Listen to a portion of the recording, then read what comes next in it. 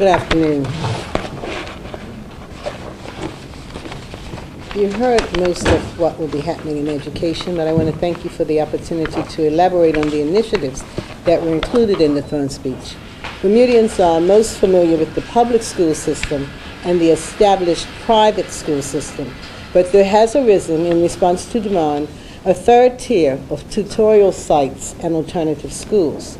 Therefore, the ministry intends to improve the oversight of tutorial sites to ensure that the curriculum is presented is appropriate for the students who are being served, to amend the rules concerning the registration of tutorial sites in private schools, and to establish rules outlining the parameters for parental reports on student progress to the minister. We also plan to formalize the student withdrawal policy, to improve communication with education stakeholders through regular public meetings, which have already begun, and to continue to work with the Ministry of Youth, Families, and Sport to provide for mandatory free developmental testing of 2- to 3-year-olds. We also plan to amend the Bermuda Government Scholarship Act and regulations to modernize and extend the reach of our funding for scholarships, educational grants, and loans. Our focus is on raising the quality of teaching and learning so that public schools become the #1 choice for parents. And in that vein and to that end, the amendments promised in last year's throne speech to the Bermuda Educators Council Act are with the drafters.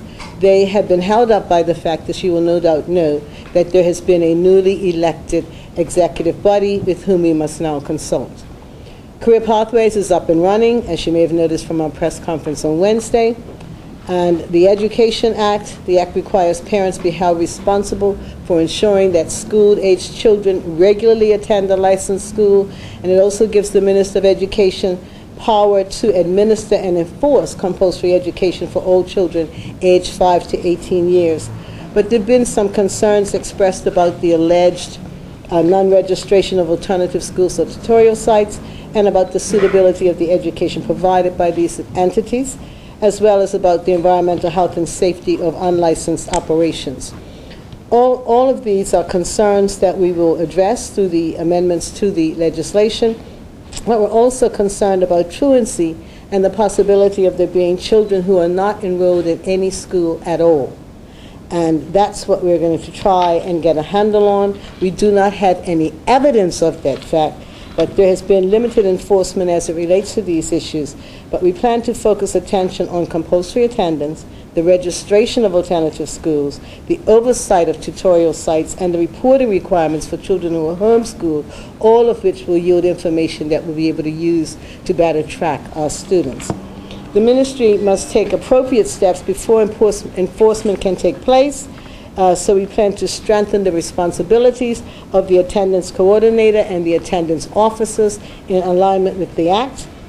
The Education Application for Rules for Registration of Schools, Rules 1987, and the Education Tutorial Site Rules 2003, both empower the minister to make rules pertaining to the registration of schools and to exercise supervision over tutorial sites. However, these rules are outdated and insufficient. So we plan to update them to ensure that the high expectations we have for all of our Bermuda students are enshrined. The Education Applications for Registration of School Rules 1987 will be repealed and replaced with rules that are up to date and in alignment with the Education Act. When I say out of alignment, you might wonder how. They preceded middle schools, the introduction of middle schools and senior schools, so they don't even speak to the current levels of schooling.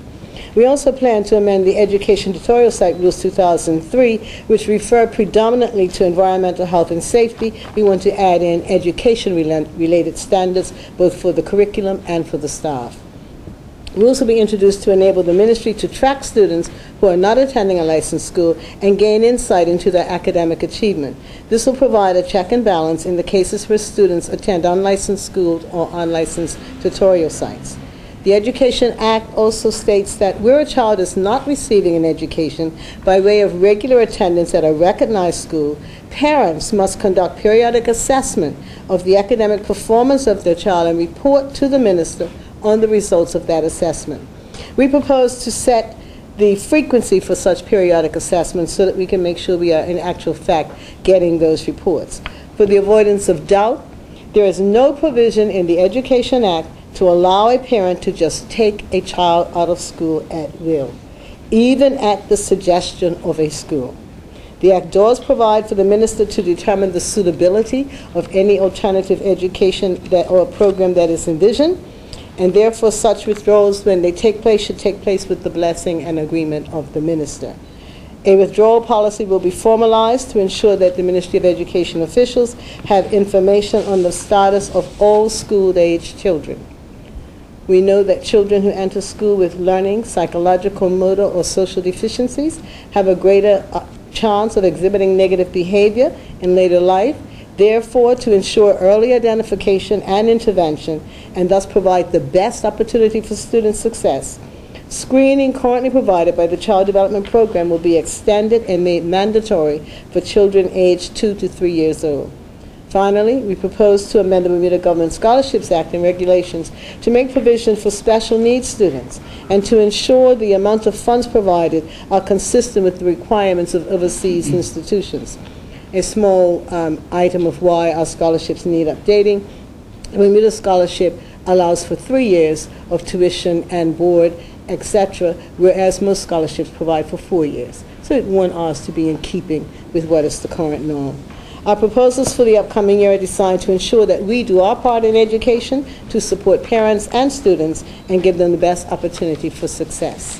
Thank you.